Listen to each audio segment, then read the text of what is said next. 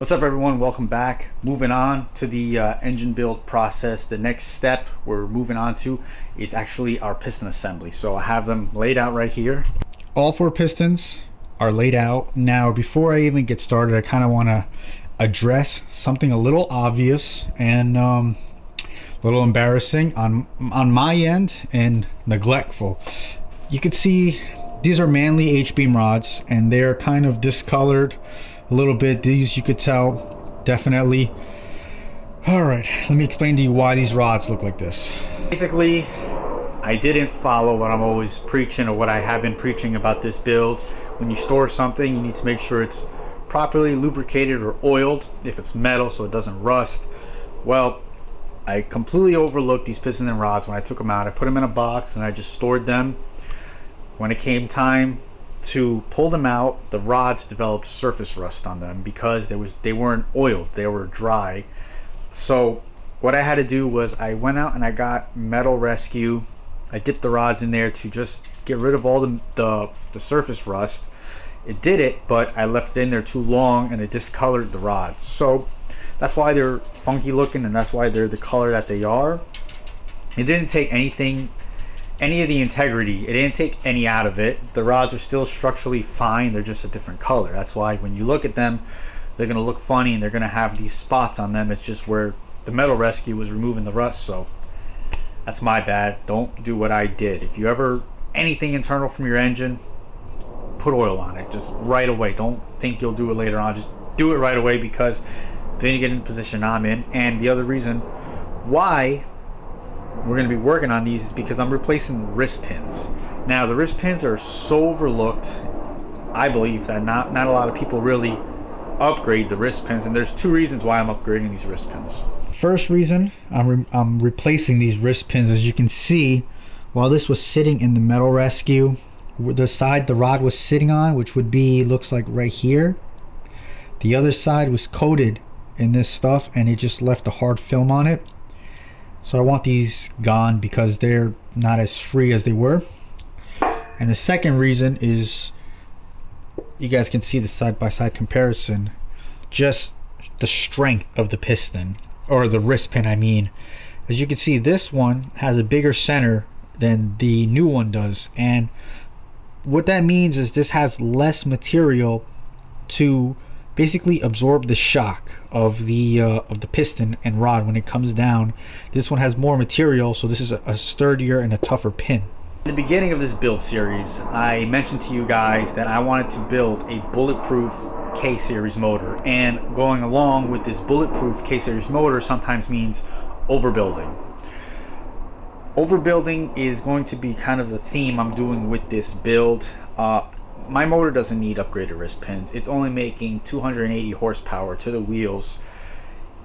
It doesn't need upgraded wrist pins. Now, if you think of a wrist pin, let me set you on a tripod. It's a crappy angle, but you guys, it's gonna work. So when you think of a wrist pin and the job a wrist pin does, let's picture, literally, this is the best example: piston, wrist pin, and rod. Okay, so this is inside your block. When your stroke is coming down and then it comes back up, your combustion happens right on top of the piston. With that combustion, all the force that's hitting the top of this piston, basically the explosion, your combustion, pushes this back down. All the pressure comes right here to your wrist pin, and it does your stroke. Now, an upgraded wrist pin, I believe, should go for you forced induction guys or you nitrous guys, because a high horsepower all motor making maybe 400 would need an upgraded wrist pin, but definitely your forced induction or your nitrous, when you're getting that combustion and you get that extra airflow in here, it's such a heavy combustion that it's all going to be transferred to the weakest link, which is going to be your wrist pin, and it just pounds it down. So that's why you're going to want an upgraded wrist pin if you are running turbo, supercharger, or nitrous. It's like the mechanical way of explaining it. If you want to think about when you go to punch someone, right, and you go to throw that punch, if your wrist isn't locked, I'm not a boxer, but I know if your wrist isn't locked, the first thing that's going to give is your wrist, because when you go to make the contact, it'll just cave like that. It's the same thing as a wrist pin. If that wrist pin is weaker than the surrounding components, that's the first thing that's going to go. So with that being said, I already have the whole motor apart. I have the pistons out.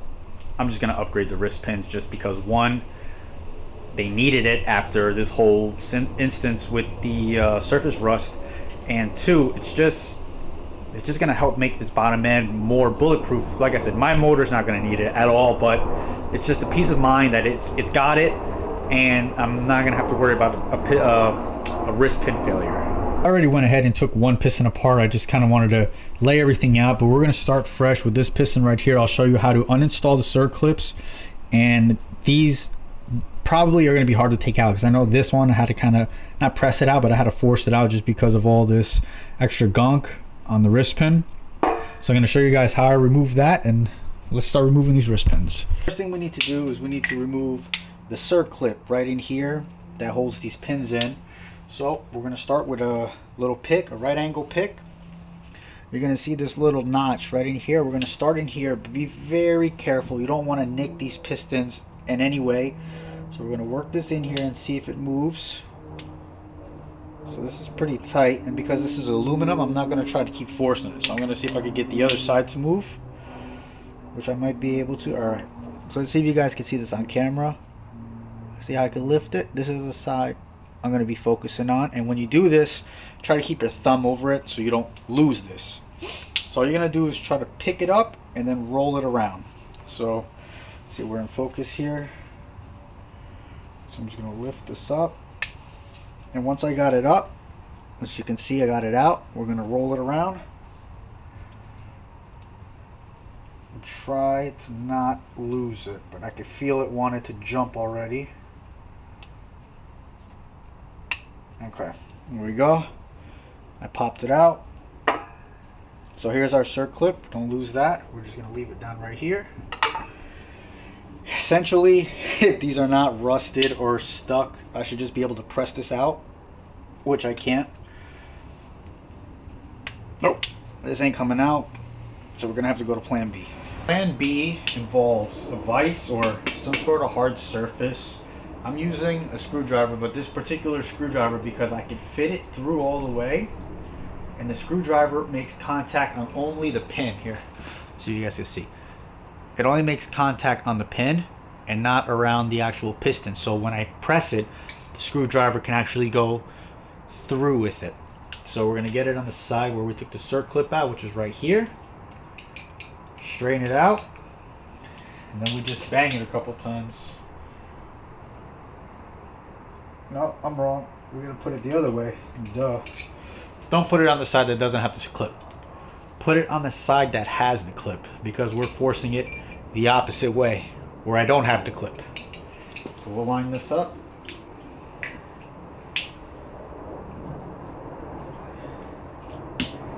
Just a couple light taps.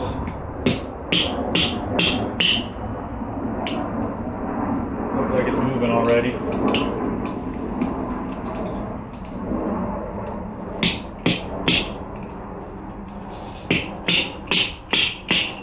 Okay, let's see if we got it out.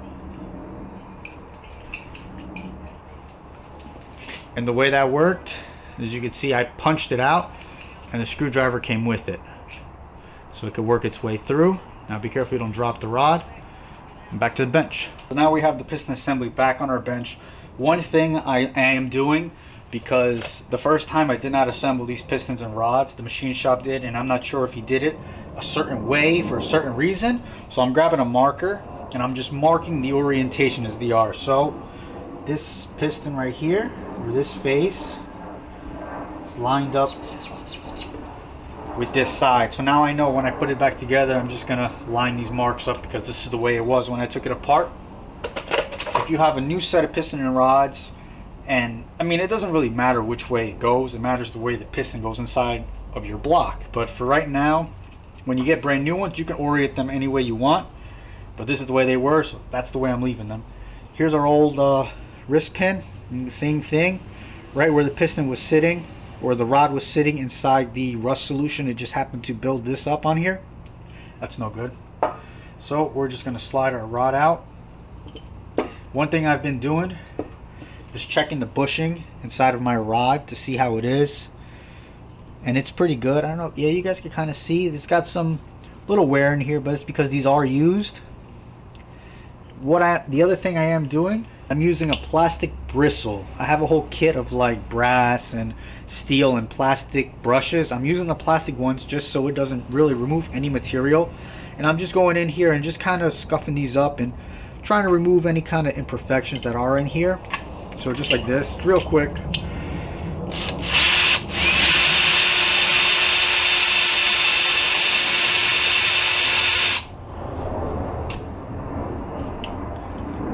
And it just kind of leaves a decent finish in there. See if it can remove anything left over, and then we'll clean this out. And now our rod is ready for the next assembly, so we'll just keep this to the side. Now check the inside of your pistons where the wrist pin goes. This is some solution that was left over, so we're going to clean all of this out.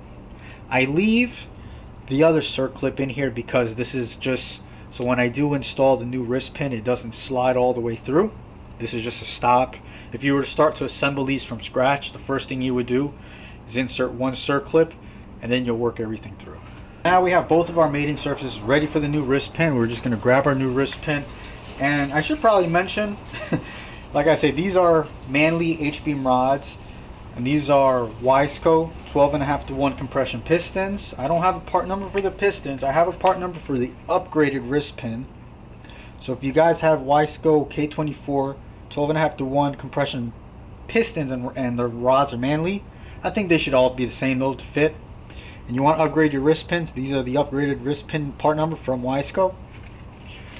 So we're just going to take the new pin out. They package these up real nice, and they package them with oil so no surface rust gets onto them. Here's our new wrist pin. It's mint, it's nice. First thing I like to do is a dry test fit inside the actual piston.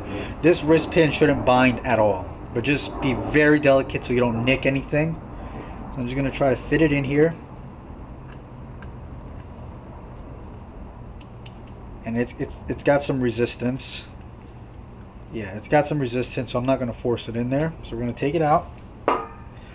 What I've been using is some very fine sandpaper. I believe this is 1000 grit, and I'm just going on the inside and just kind of smoothing it out a little bit, just to allow the pin to float in and out nice and easy. It should just roll in and out.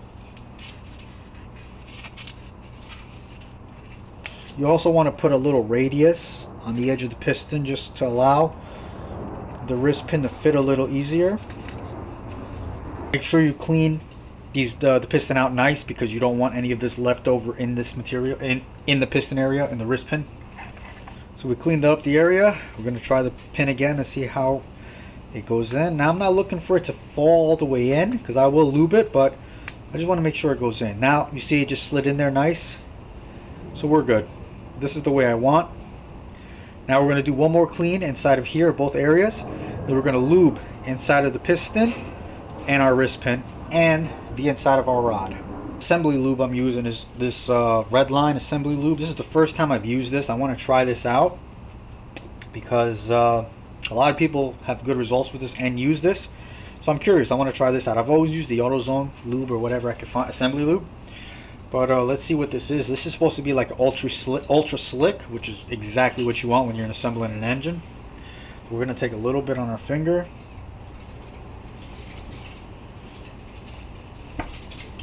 Put some right in this bushing right here of the rod.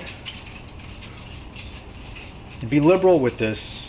If it's too much is not a bad thing.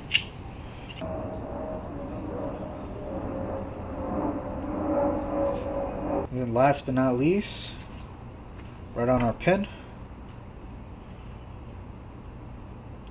And this stuff is super slick. I already like this already. So we're probably going to be using this on all of our bearings. Now remember, we're going to get our marks that we made and line them up. So we have, it's hard to see, the one mark I put right here. And then on our piston, it's that little mark right there. So these are going to go oriented like this. Well, you guys can't even see. These are going to go oriented like this, nice together. lat mark and this mark. So I'm going to leave this like this. This rod's going to be here. We're going to start this pin in first. It goes in nice. Put our rod. Push this through. Push it through the rod.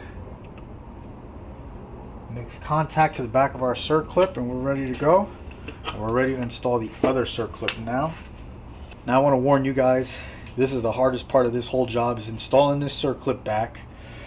However you do it, just is the way you're going to get it in there. The way I like to do it is either going to be with the opening facing up or the opening facing down, whichever way works better. Because I have this little notch right here at the bottom, I'm going to put this opening of the circlip facing down. So you start one side first. So we're going to start this inside of our grooves first. Put your thumb over it again so you don't lose it. And you're going to try to start it as much as you can. And then you're going to grab a screwdriver and just kind of go under it and work it in. It might work the first time, it might not. Alright, I got it in. Then we got it to click in. What I'll do is I'll grab the old pin and just kind of square it up and press just to make sure it's clicked in all the way. So it's not clicking anymore. It's good. And now our new rod is in here. It floats. The piston floats nice and free. Oh, here, the piston floats nice and free. It's all good to go. So I'm gonna just blast through the next two and we'll wrap this video up. Alright, so the rest of the pistons are all done. They came out nice, everything fits smooth, and not that it looks different, but you could see that the wrist pins are definitely beefier. As you can just see the new wrist pins now. Like I said, that hole is just smaller than the original one, and that's just to take the extra abuse and it's just a lot stronger, you know, there's more material there. But I got them all done, and now these pistons are ready to get re-ringed and re-gapped because we are installing new piston rings on them. That's gonna have to be in a separate video though. This video is just to cover installing upgraded wrist pins, or just replace wrist pins, or install wrist pins if you are putting a piston and rod combo together. Everything is going to be documented step by step, as much detail as I can in these video series. And I've been getting so much positive feedback on this video series and just on the few videos that I have uploaded that I'm so glad I actually did this series, because you guys are really taking a lot out of it, and that was the whole point. I wanted to make these so you guys can take as much information as you can and feel comfortable actually assembling your own K20 or K24. We're going to wrap this one up. The next step, or the next process after this, is going to be probably, I think I'm going to drop the crank in. I think we're going to start sizing up our bearings, our main bearings, and then we can gap the rings.